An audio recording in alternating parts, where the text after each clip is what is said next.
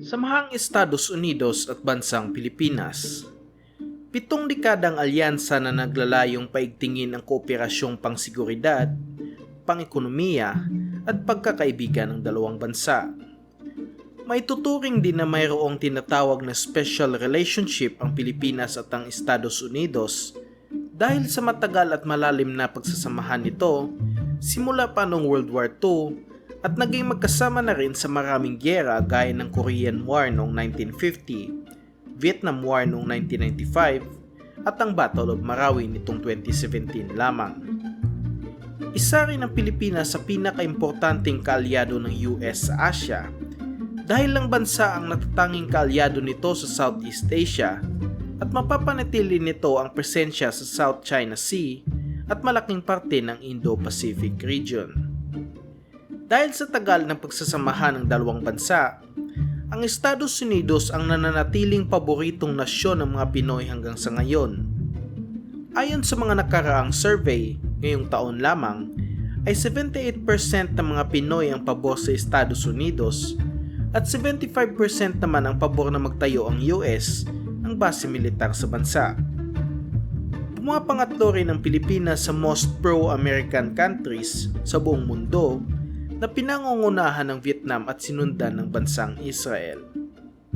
Ngunit nitong mga nakaraang taon lamang ay hindi naging maganda ang relasyon ng bansang Pilipinas at Estados Unidos. Nagbanta si Pangulong Rodrigo Duterte na aalisin ang Visiting Forces Agreement ng dalawang bansa kapag hindi nagbayad ang Estados Unidos ng mas malaking halaga o mag-supply ng mas maraming armas sa Pilipinas. Dagdag pa ng Pangulo na ipinapagamit nila ang mga base militar ng Pilipinas at malayang nananatili sa bansa ang hukbong sandatahan ng Estados Unidos kaya dapat lang na magbayad sila ng malaking halaga. Isa itong kasunduan ng Pilipinas at Amerika na pwedeng manatili ang US military sa bansa at magkaroon ng military operations. Isa pang sinasabi ng pamahalaan ng Pilipinas ay maliit ang nakukuha nitong military aid galing sa US kumpara sa ibang Asyanong bansa. Isang halimbawa nito ay ang bansang Pakistan na nakatanggap ng umabot sa 795 billion pesos na military aid. Samantalang sa Pilipinas ay nasa 189 billion pesos lamang. Sinabi ni Pangulong Duterte na hindi naman talaga pera ang habol ng gobyerno sa Amerika.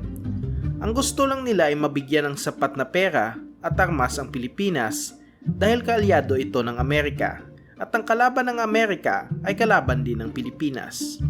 Kaya karapat-dapat lang magkaroon ng Pilipinas ng sapat na pangdepensa laban sa mga kaaway ng Amerika. Dahil dito, nangako si US Secretary of Defense Lloyd Austin na hindi nila pababayaan ang militar ng Pilipinas at hangad din ng Amerika na lumakas ang hukbong sandatahan ng bansa. Nagsabi din ang administrasyon ni Joe Biden na ipagpapatuloy nila ang pagbenta ng armas sa Pilipinas nang walang kahit anumang restriction. Inaprobahan na rin ng Amerika lahat ng gustong bilhing armas ng Pilipinas gaya ng F-16 fighter jets at mga Black Hawk helicopters. May natitira pang 10 Black Hawk helicopters ang i-deliver ng Sikorsky sa Pilipinas ngayong taon. Plano rin bumili ng Pilipinas ulit ng karagdagang Black Hawk helicopter sa Amerika para mapalitan na ang lahat ng mga lumang Bell Combat Utility helicopters ng bansa.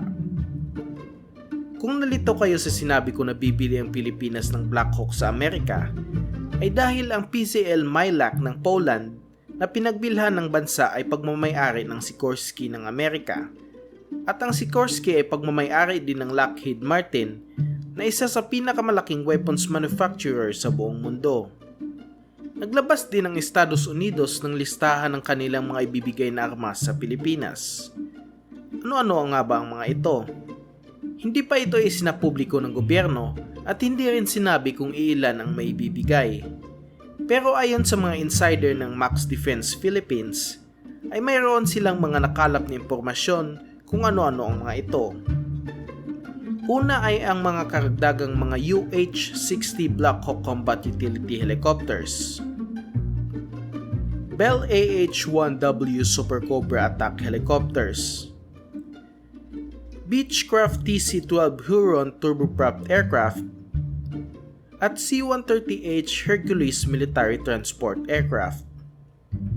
Ito ang mga unang nabanggit ay kahilingan mismo galing sa Philippine Air Force at ng Philippine Army. Magdodonate din ang Amerika sa Philippine Navy ng mga barko at mga patrol boat. Ngunit hindi pa alam kung anong mga barko ito at kung iilan ang mabibigay.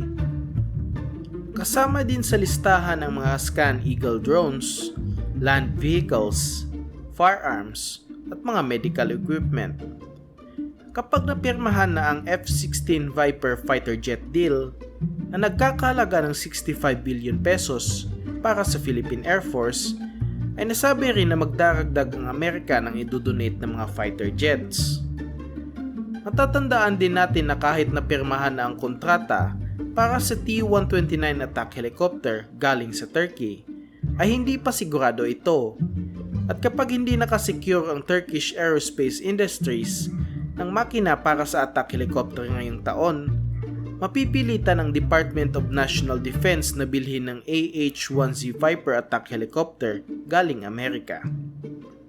Kapag ang Estados Unidos ang makakakuha ng kontrata, ay nagsabi din sila na magdaragdag pa sila ng AH-1W Super Cobras bilang donasyon ulit sa Pilipinas.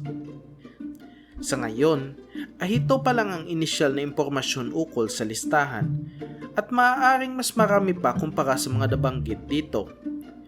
Sana ay matuloy ang mga planong ito dahil ang mga armas na idodonate ay siguradong makakatulong sa paglakas ng hukbong sandatahan ng Pilipinas. Maraming salamat sa inyong panonood. Kung nagustuhan niyo ang video na ito, mag-subscribe sa aming channel at i-click ang notification bell. Hanggang sa muli.